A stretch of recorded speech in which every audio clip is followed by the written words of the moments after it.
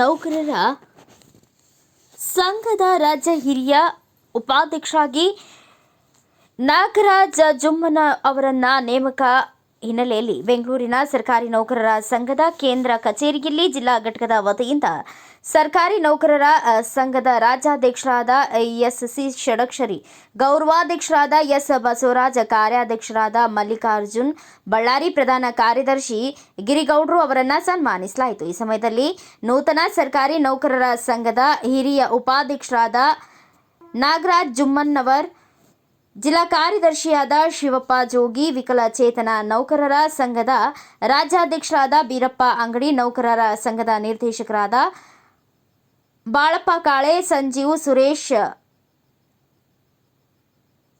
ಮೋರ್ಗೇರಿ, ಕಾಶಪ್ಪ ಹಳ್ಳಿ, ಸುನೀಲ್, ವೆಂಕಟೇಶ್ ಕುಲಕರ್ಣಿ, ನಾಗರಾಜ್ ಕುಷ್ಟಗಿ ಸೇರಿದಂತೆ ಇನ್ನು ಅನೇಕರು ಉಪಸ್ಥಿತರಿದ್ದರು.